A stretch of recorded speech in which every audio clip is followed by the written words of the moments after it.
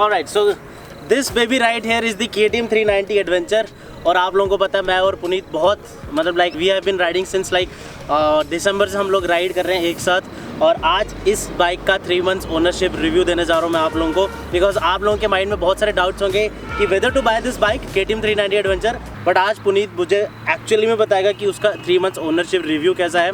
So guys without wasting any time let's start the vlog. Hello नमस्ते सत श्री अकाल आदाब and good morning from एडी। So welcome to another vlog in my hometown Jammu. और आज हम लोगों ने ये बहुत ही डिफरेंट लोकेशन मैंने चूज़ किया आज के व्लॉग के लिए। तो थोड़ा सा अच्छा लग रहा है और सनसेट भी हो रहा है, तो टाइम लैप्स भी आप एंजॉय कर लेना। और देखते 3 मंथ्स ओनरशिप रिव्यू का। जल्दी आ जा जल्दी आ जा जल्दी आ।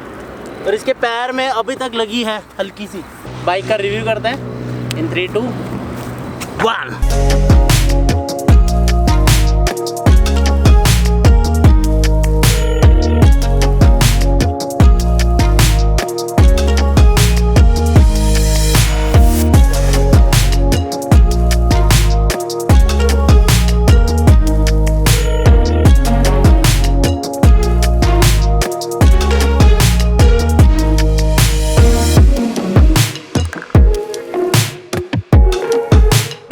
ऑलराइट, सो सबसे पहला पॉइंट, एक्चुअली मैंने कुछ पॉइंट्स नोट डाउन किए हैं अपने माइंड में जो मैं पुनीत से पूछूंगा कि उसके लिए इन पॉइंट्स पे वो इस बाइक को कहाँ पे फिट करता है। So first of all Puneet, जो भी हो, लेकिन एक सैड न्यूज़ भी है। Sad news? तो सैड न्यूज़ ऐसी कौन सी सैड न्यूज़ है?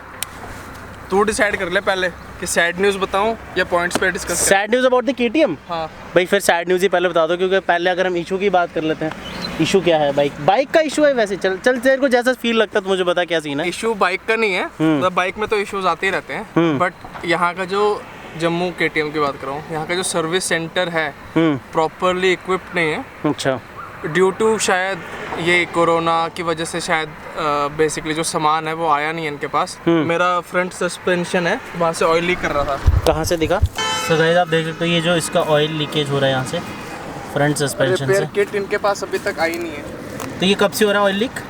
हो गया, टाइम हो गया, 1 महीना तो हो गया। 1 महीना हो गया। तो इसका मतलब इसको ऐसा फील होता है कि जम्मू KTM जो है they are not providing the good service अभी, मतलब ड्यू टू लॉकडाउन कुछ भी रीज़न है, हो सकता। बट अब लॉकडाउन वाला इफेक्ट आई थिंक खत्म हो गया। मोस्टली हर शोरूम में अब चीज़ें अवेलेबल हैं, बट ही फील्स कि इसको ऐसा फील है।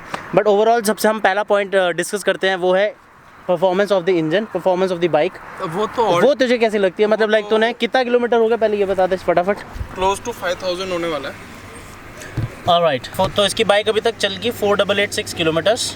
सो इस 5000 किलोमीटर और 3 मंथ्स ओनरशिप रिव्यू में तेरे को कैसी लगती है बाइक की परफॉर्मेंस? मतलब जो क्वालिटी है बाइक का, हाँ मतलब जो अपना इंजन है वो स्पेसिफिक अगर बोलूँ तो बहुत ही, मतलब अपना जैसा ड्यूक है 390 सेम है, कोई दिक्कत नहीं, कोई डिफरेंस नहीं है। बस हाँ, इसका जो चैसी है थोड़ा performance wise it is same as KTM Duke 390। और इंजन एज सच अभी तक उसने कुछ मेरे को इशू दिक्कत दे नहीं रखी है। बस एक बार ECU फेल हो गया था। ECU फेल हुआ है ड्यू टू अपनी ही नेग्लिजेंस। एक बार याद है, एक बार अपन वो व्हील स्पिन कर रहे थे इसका पीछे वाला। अच्छा। उसकी वजह से वो रखा था, क्योंकि इसका ट्रैक्शन ऑफ, मतलब ट्रैक्शन ऑन था, और ट्रैक्शन ऑन में जब अपन वो करते हैं तो ECU बेचारा गड़बड़ा जाता है। अच्छा। परेशान हो जाता है। तो बस एक वो दिक्कत आई थी बीच में, तो वो नॉर्मल अपना हिस्ट्री क्लियर करके ECU हिस्ट्री जब क्लियर हुआ उसके बाद सब back to normal. Basically ECU update कराया शोरूम से, ऐसा कुछ? अपडेट नहीं, बस हिस्ट्री क्लियर करी। वो खुद ही हो जाती है? वो खुद कर देते हैं, मतलब शोरूम वाले करते हैं। हाँ। ये भी आप आज के वीडियो का पार्ट बनना चाहते हैं, इसलिए बाइक के बिल्कुल साथ खड़ा, कोई बात नहीं। सो ओवरऑल इंजन वाइज, हाँ फीमेल है। चलो यार, हम भेदभाव नहीं लगते लड़के लड़कियों में सब बराबर है। चलो ओवरऑल इसको इंजन में कोई भी प्रॉब्लम नहीं है। सो पुनीत का कहना है कि इंजन जो है ड्यूक 390 का वैसे सेम ही इंजन दोनों का। और हाँ, सबसे बड़ी बात मुझे बता कि इंजन में हीटिंग इशू का क्या सीन है? मतलब बिकॉज ऑफ इट्स बल्कि 390 cc इंजन, तो मतलब हीटिंग इश्यूज कभी आए नहीं है मेरे को। और जब भी थोड़ा बहुत हीट होता है तो इसके जो फैंस हैं, 2 फैंस हैं इसमें, और दोनों जल्दी से चल जाते हैं। तो हीटिंग इशू ऐसा अभी तक आया नहीं है। मैंने लंबी राइड पे भी लिया है, तेरे साथ ही गया था, और ऑफ रोडिंग भी बहुत ही करी हुई है इस पर। और तेरे को तो मेरी स्पीड पता ही होती है ऑफ रोडिंग में। तो एज सच कभी भी ऐसा हीटिंग इशू अभी तक नहीं आया इसमें। अभी तो एकदम ठंडी पड़ रखी है बाइक।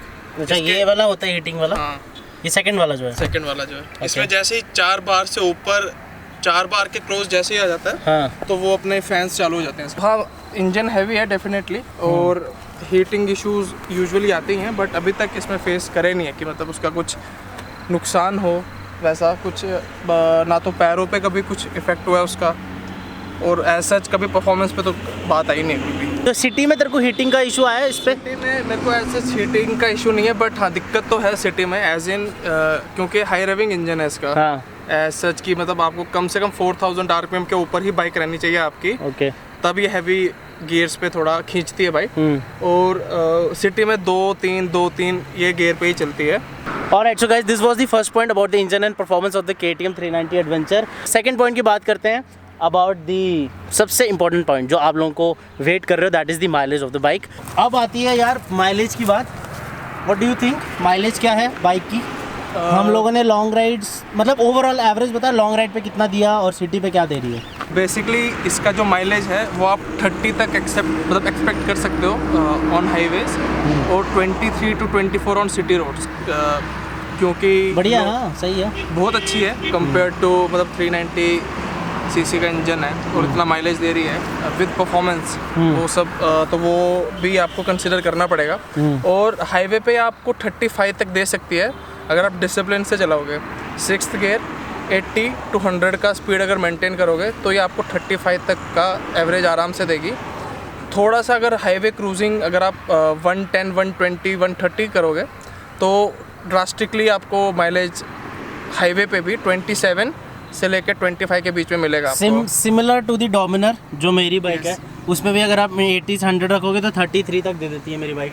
और सबसे बड़ी बात, अगर आपको माइलेज अच्छी निकालनी होती है बाइक की, तो जब आप बाइक लेते हो उस time gear to speed ratio को ध्यान रखना चाहिए कि किस गियर पे कितनी स्पीड पे बाइक हो। अगर आप ये नहीं कि आते ही ली और बाइक उड़ाने लग गए, वो बिल्कुल वैसी बात भी, रैश राइडिंग तो करनी नहीं चाहिए। और अगर आप फर्स्ट गियर में भी चला रहे हो तो 20-30 पे चलाओ, फिर 40-60 पे रखो। लेकिन एक साइंटिफिक फैक्ट है कि जब बाइक लेते हो अगर नहीं तो ऐसा जैसे बोलते हैं ना कि स्लो नहीं चलाना चाहिए, ड्रास्टिक रखना चाहिए। मतलब आप 20 to 80 फ्लक्चुएट कर, सडन एक्सेलरेशन नहीं देनी।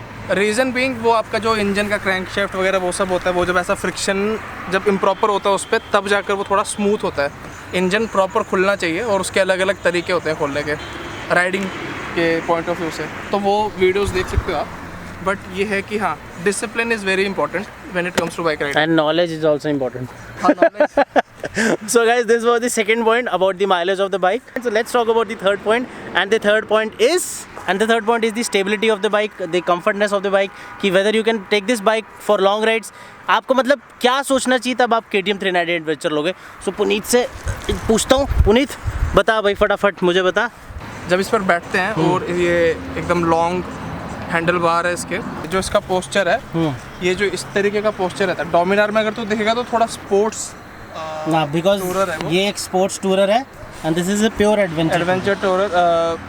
आई गेस मेरे ख्याल से अगर कोई इनएक्सपीरियंस्ड भी है, मैच्योर अगर है कोई, तो वो भी इसको 500 किलोमीटर्स एट अ स्ट्रेच आराम से ले सकता है विदाउट फेसिंग एनी इश्यूज। और खींचने में तो इसको लोग पूरा दिन भी चला सकते हैं, थकेंगे नहीं। तो ये दोनों बाइक्स ऐसी है, मैं आपको सच बताता हूँ, ये वाली और ये वाली, या फिर आप हिमालयन भी ले लो, दीज आर दी बेस्ट। मतलब इस जो कैटेगरी ना 400 सीसी वाली में, ये one of the best bikes है, आप टूरिंग कर सकते हो उनसे, और एक मिडिल क्लास बंदा हम जैसा ले सकता है इसको। हाँ इसका हाँ हाईवे पे मतलब इसको कोई ऐसा चैलेंज कर नहीं सकता जो इस सेगमेंट की बाइक्स हैं। कोई भी इवन डोमिनार भी पीछे रह जाएगी when it comes to performance. But हाँ, जो इसका पोस्चर है वो बहुत ही कंफर्टेबल है, बहुत ही प्लेजरेबल है। और हाँ, एक बार अगर सामान भी आ जाए पीछे तो बाइक थोड़ी और बैलेंस हो जाती है, क्योंकि ये हल्की बाइक है। तो थोड़ा बहुत हाईवे पे हाई स्पीड्स पे थोड़ी बहुत हल्की लगती है। बट हाँ, अगर पीछे से सामान आपका है, जो अपन ने हाईवे राइड करा था जब अपन गए थे, तो मेरे को ऐसा लगा कि काफ़ी फ़र्क पड़ा उससे। इसका वेट कितना है? वेट 177 kgs है, ड्राई वेट, जब अपन पेट्रोल वगैरह कुछ डालते हैं। और हाँ, जो मैं कह रहा था कि ये मेरा नॉर्मल पोस्चर है। अच्छा, और एक बार खड़ा होकर दिखा सैडलिंग का। सैडलिंग यहाँ पे थोड़ी मिट्टी नरम है। हाँ, ये देखो, ये जो है मेरा ऐसा फ्रंट, ये का कहना है कि this could have been a little bit riser. अगर इतना होता तो ये मैं हाईवे पे बात कर रहा हूँ मैं। हाईवे पे अगर मेरे को जैसा सैडलिंग करनी है, हाईवे पे अगर अभी जब लॉन्ग राइड करते हैं तो अपन थकते हैं, हाँ। तो ये टाइप का पोजीशन आप ज़्यादा देर तक होल्ड नहीं कर सकते हो। राइट। कम से कम इतना लेवल तक का रहना चाहिए आपका, थोड़ा सा handlebar। और नीचे, हाँ मतलब इतना मतलब इतना तो रहना चाहिए। Make sure your back should be straight. हाँ। दिस ये और चीज़ ये होनी चाहिए ना। मैं उसके लिए बता और रहा हूँ इस पे तो मैं कर ही नहीं सकता, इसका तो बहुत राइजिंग चाहिए अगर इसका आप तो। मतलब 100-200 किलोमीटर्स चल चुके हो और आप थोड़ा सा थक गए हो, और तो कभी कभी ऐसा रुकने का मन नहीं है आपका, तो हाँ थोड़े बहुत राइजर्स होने चाहिए, ताकि आप 5-10 मिनट के लिए थोड़ा हाईवे पर भी खड़ा होकर चला लो सैडलिंग करके। बट मैंने ये चीज़ ऑब्जर्व करी कि जब इसको ऑफ रोड पर लेके जाते हैं तो वो पोस्चर मैटर नहीं करता। तो उस ऑफ रोडिंग के लिए मेरे को इसका हैंडल बार ठीक लग रहा है, हाइट उसकी। क्यों ऐसा क्यों? क्योंकि ऑफ रोड का जो पर्पज़ होता है, मतलब आप कैसे चलाते हो ऑफ रोड आप ऐसे नहीं चलाते हो, मतलब ऐसे खड़ा होकर नहीं चलाते हो। हाँ थोड़ा सा यूजुअली आपको थोड़ा बहुत आपका जो वेट है इधर उधर हमेशा सर्कुलेट करना पड़ता है बैलेंस के लिए। तो मेन पर्पस तो वही है उसका। तो ऑफ रोड जो है, ऑफ रोड के लिए आप इस तरीके का पोस्चर आपको नहीं चाहिए। थोड़ा बहुत कहते हैं ना वो अपना फीट वगैरह सब वो सब लाइट रहना चाहिए। और क्योंकि क्विक मूवमेंट सैडलिंग अपन करते हैं इसलिए कि ताकि बैलेंस बना पाए हम अपने तरीके से, तो वही थोड़ी मूवमेंट तो चाहिए।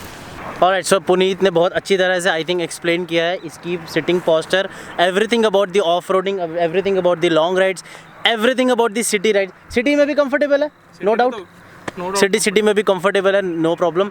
सो ओवरऑल मेरे हिसाब से अच्छी बाइक है। So anyways guys, this was the third point. Now let's talk about the fourth point, और फोर्थ पॉइंट सबसे इंपॉर्टेंट है, विच इज़ अबाउट दी जिन लोगों की हाइट छोटी है और या फिर जिनकी हाइट ज़्यादा है। अब पुनीत इज़ ऑलमोस्ट 5'6", मेरी हाइट 5'8" है। तो हाँ 5'6", sorry Puneet is almost 6, sorry Puneet is almost 6 and मेरी 5'8" है। तो मैं आपको बताना चाहता हूँ कि जो शॉर्ट राइडर्स हैं उन लोगों के लिए बाइक आई थिंक नहीं है। तो मैं आपको बैठ के दिखाता हूँ, ये हमारा फोर्थ पॉइंट है कि मेरी 5'8" हाइट है, तो मेरे हिसाब से ये बाइक कैसी लगती है। अब आप देखो, तेरे पैर इतने पहुँचते हैं, ये मेरे पैर ऐसे पहुँचते हैं इस बाइक पे। अगर मैं बराबर दोनों रखूँ तो दोनों मेरे बस इतने टच होते हैं दोनों। सो मेरे हिसाब से अगर आप इसको लाइक 5'8" अगर आपकी हाइट है तो आपके लिए ओके है बाइक, लेकिन अगर आप 5'5" हो, 5'4" हो, तो this bike is not for you. This bike is meant for long Riders.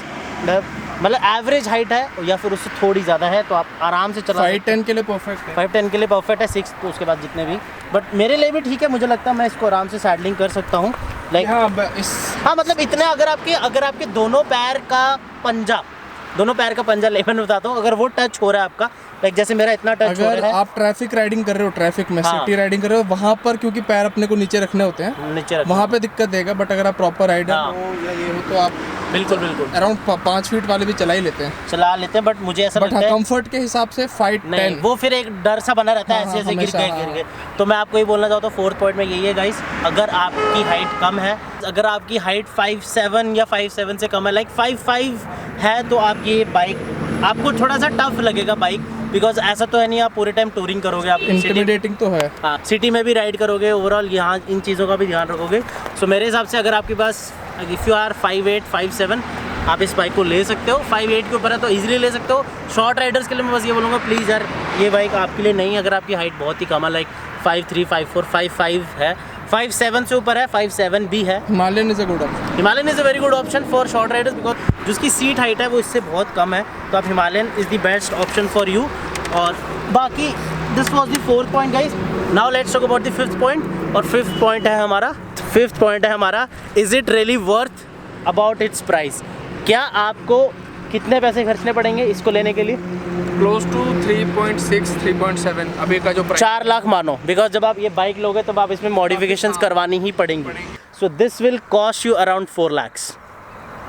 सो अब आपके the ball is in your court, धूप खत्म हो गई है, मतलब इतना ये भी बोल दो कि वर्थ है। हाँ मतलब वर्थ है। देखो यार मैं सिंपल बात बताऊँ, जब मुझे डोमिनर लेनी थी ना, then I was waiting for this bike KTM 390 adventure. Then मेरा प्लान, मुझे लगा था कि ये जो बाइक है ये थोड़ी सी मतलब ये उम्मीदों से उतनी वैसी बाइक नहीं निकली। लाइक इसमें मोड्स का भी पहले बोलते थे कि इसमें मोड्स होंगे, स्पोर्ट्स मोड, 2 मोड तो हमें मेरे को सुना था कि इसमें 2 मोड्स आएंगे, which is the sports mode and the of road mode. But this bike does not have any mode.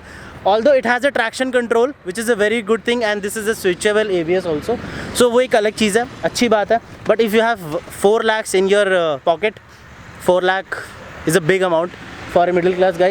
ये हम मिडिल क्लास से ऊपर है इसलिए इसने ये वाली बाइक लिया. मेरे जैसा बंदा 4 लाख की बाइक ले सकता है अगर आप चैनल और अच्छा चला दो.